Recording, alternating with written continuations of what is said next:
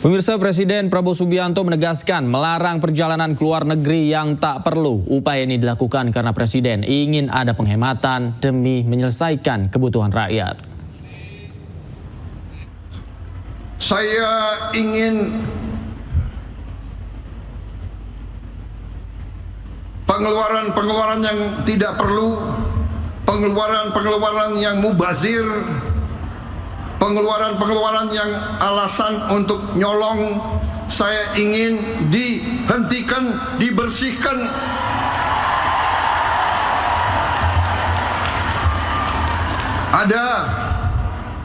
Ada yang melawan saya. Ada.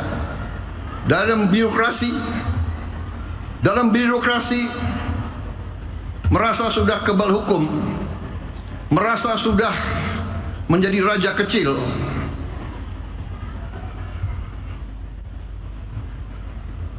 Ada. Saya mau menghemat uang itu untuk rakyat, untuk memberi makan untuk anak-anak rakyat. Saya ingin memperbaiki semua sekolah Indonesia. Kita punya 330.000 sekolah. Ibu-ibu yang guru, angkat tangan. Ibu-ibu, benar nggak? Lihat sekolah-sekolah, perlu diperbaiki atau tidak? Saya berapa hari ini lihat sekolah-sekolah.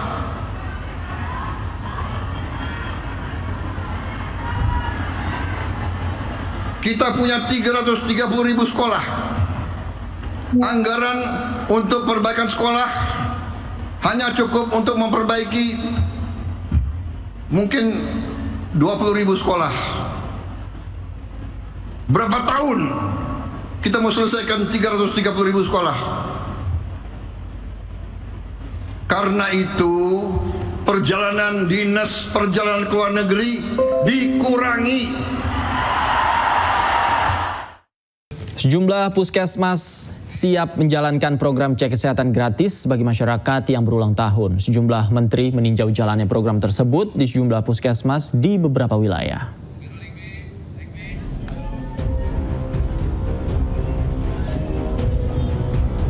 Menko Bidang Infrastruktur dan Pembangunan Kewilayahan, Agus Harimurti Yudhoyono, memantau kick-off program cek kesehatan gratis di Puskesmas Beji Depok. Warga yang telah dewasa maupun anak-anak yang berulang tahun hari ini bisa mengecek kesehatan secara gratis. AHY mengatakan program ini merupakan amanah dan bukan hanya janji kampanye. Program ini ditargetkan kepada seluruh masyarakat Indonesia, khususnya yang berulang tahun, untuk mengetahui kondisi kesehatannya sedini mungkin. Semangatnya adalah lebih baik kita mendeteksi dini. Kita harus tahu kondisi kesehatan kita masing-masing. Baru Ibu Ayu Awalia, setelah kita tahu apakah ada masalah kesehatan, maka segera kita. Pemerintah telah mengklasifikasikan pemeriksaan berdasarkan usia. Untuk balita, pemeriksaan difokuskan pada penyakit-penyakit bawaan lahir. Bila terdeteksi, penyakit ini bisa ditangani lebih awal dan mencegah risiko keterbelakangan mental pada anak. Sementara untuk remaja, pemeriksaan difokuskan kepada obesitas, diabetes, hingga kesehatan gigi. Untuk usia dewasa, pemeriksaan berfokus pada deteksi dini kanker seperti kanker payudara, leher rahim, paru, dan usus besar. Penyakit hipertensi juga menjadi salah satu perhatian pemerintah. Tidak hanya itu, kesehatan jiwa juga masuk dalam fokus pemeriksaan. Sementara untuk warga lanjut usia, pemeriksaan menitik beratkan pada kondisi kesehatan yang berkaitan dengan proses penuaan seperti Alzheimer, osteoporosis, dan stroke. Untuk menikmati program ini, warga harus mendaftarkan diri di aplikasi Satu Sehat. Nanti bila sudah terdaftar, warga bisa datang ke puskesmas atau fasilitas kesehatan terdekat dan menunjukkan kartu identitas. Nantinya bila sudah terverifikasi, mereka bisa menikmati pemeriksaan kesehatan lengkap secara gratis.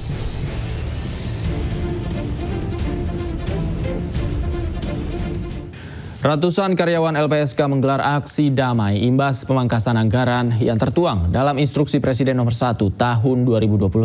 Pemangkasan anggaran LPSK hingga 62% dinilai berdampak pada kualitas perlindungan kepada saksi dan korban.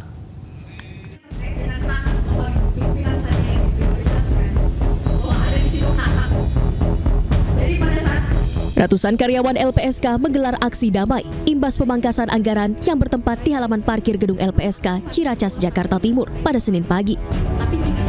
Aksi damai digelar dengan diskusi antara pegawai dan sejumlah pimpinan LPSK. Pegawai yang tergabung dalam aksi menilai pemangkasan anggaran bisa berdampak kepada operasional LPSK, termasuk kualitas perlindungan terhadap saksi dan korban. Diketahui anggaran LPSK senilai 220 miliar rupiah dipangkas sebanyak 62% atau sekitar 144 miliar rupiah hingga tersisa 88 miliar rupiah. Para pegawai pun meminta dilakukannya moratorium atau penundaan pemangkasan anggaran terhadap LPSK. Tentu yang terdampak itu ya pemenuhan bagi saksi dan korban ya. Ini perkiraan analisa kami sementara ini dengan anggaran yang sekitar 80 miliar tersebut mungkin hanya bertahan beberapa bulan, mungkin bisa hanya sampai bulan April atau Mei. Jadi dan itu tentu kan akan merugikan hak saksi dan korban ya dalam memberikan pelayanan dari LPSK. Sementara menurut pimpinan LPSK, pihaknya telah menyiapkan usulan efisiensi anggaran menyesuaikan kebutuhan lembaganya. Ya itu kan masukan dari beberapa serta pemikiran. Itu kan harus kita rapatkan, tidak bisa begitu. LPSK, pelayanan LPSK, apapun situasinya, apapun masalahnya harus tetap eksis demi hak saksi dan korban. Pimpinan LPSK menilai efisiensi anggaran penting untuk mendukung program pemerintah. Dan sejauh ini efisiensi anggaran dari pemerintah belum mempengaruhi kebijakan pelayanan terhadap saksi dan korban di LPSK. Dari Jakarta, Rio Manik, iNews melaporkan.